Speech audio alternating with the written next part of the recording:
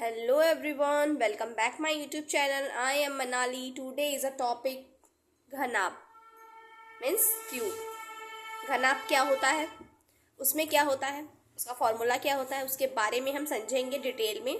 तो क्या आप तैयार हैं? तो चलिए हम शुरू करते हैं। अगर नहीं भी तैयार है ना तो तैयार हो जाइए। तो हम शुरू करते हैं। घनाभ क्या होता है, सबसे पहले हम जानेंगे घनाभ। घनाभ मीन्स कमरा। ठीक, कमरा एक आयताकार कमरे की जो चारों दीवारें होती हैं और ऊपर का छत और नीचे का फर्श मिलके 6 फलक होते हैं कमरे में। ठीक है, क्यूब को हम कमरे की तरफ डिटेल फॉर द एग्जांपल लेकर जाते हैं कि क्यूब को हम कमरे की तरह समझते हैं। कमरे में 4 दीवारें होती हैं, एक छत और एक फर्श, कुल मिला के इसमें 6 फलक होते हैं। ठीक है, तो 6 आयताकार फलकों से जो घिरी हुई आकृति होती है उन्हें हम घनाभ कहते हैं। क्या कहते हैं? 6 आयताकार फलकों से घिरी हुई आकृति को ही हम घनाभ कहते हैं। ठीक, तो हम चलते हैं, पहले घनाभ बनाते हैं। देखिए, समझते हैं हम पहले।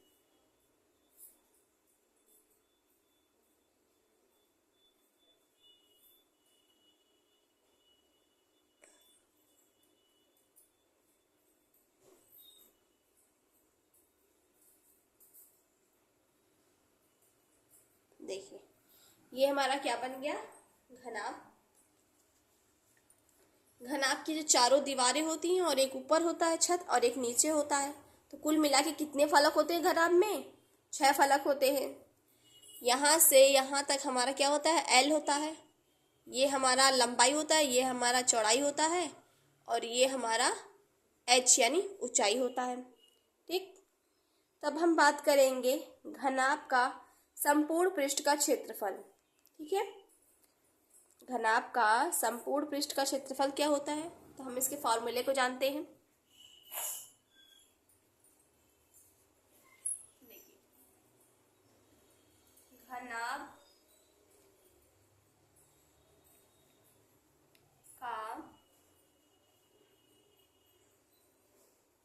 संपूर्ण पृष्ठ का क्षेत्रफल क्या होता है? संपूर्ण पृष्ठ का क्षेत्रफल क्या होता है? अगर ये L, ये B और ये H क्या है?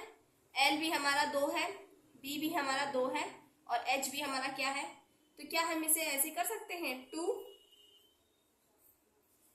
ब्रैकेट में LB प्लस BH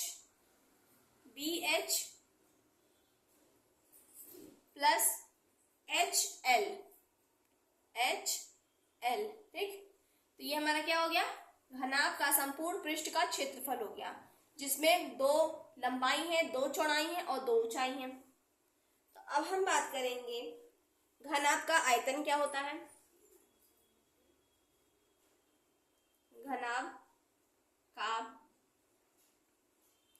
आयतन बराबर, घनाभ का आयतन क्या होता है?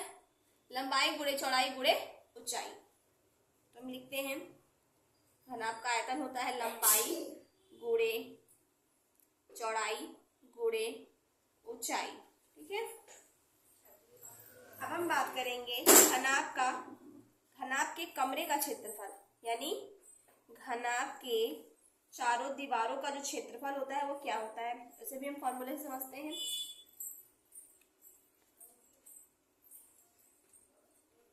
घनाभ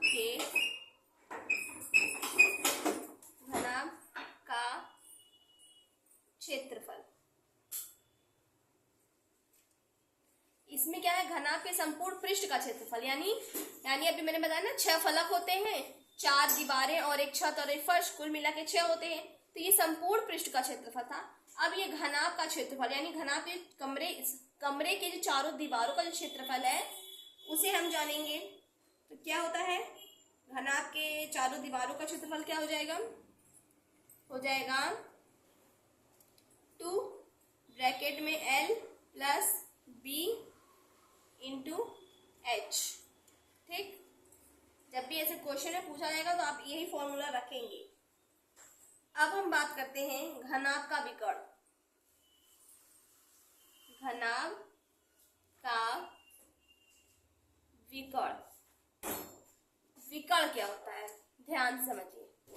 विकर्ण क्या होता है, मान लीजिए किसी कमरे में आपको लोहे का छड़, बांस या डंडा रखना है। विकर्ण यानी यहाँ से यहाँ तक की जो दूरी होती है, यहाँ से यहाँ तक की जो दूरी होती है उसे ही विकर्ण कहते हैं। अब किसी कमरे में आपको लोहे का छड़, लोहे का डंडा, लकड़ी का डंडा या बांस रखना है विकर्ण में, तो उसका क्षेत्रफल क्या होगा, हमें ये ज्ञात करना है। तो उसको ज्ञात करने के लिए हम क्या करेंगे,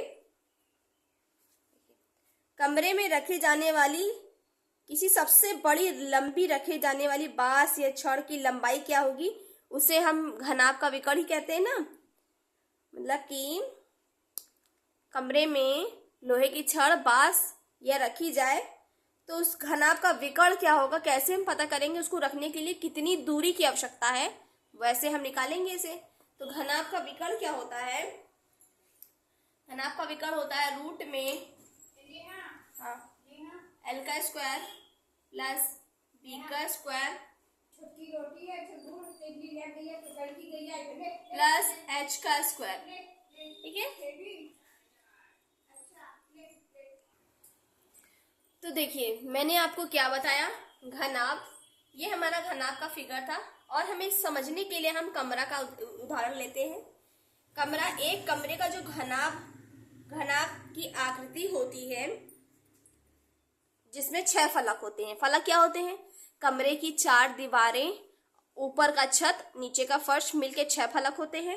ठीक है, 6 आयताकार फलकों से जो घिरी हुई आकृति होती है उन्हें हम क्या कहते हैं, उन्हें हम क्यूब कहते हैं, जैसा कि आप फिगर में देख रहे हैं।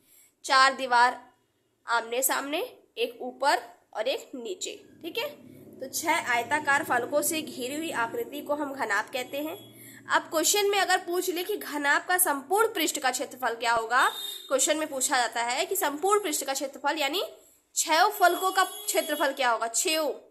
जब 6 की बात होगी तो हम वहां पे ये फॉर्मूला लगाएंगे, 2 ब्रैकेट में L B plus B H plus H L. ठीक है, घनाभ का आयतन पूछेगा। घनाभ का आयतन क्या होता है, लंबाई गुणे चौड़ाई गुणे ऊंचाई।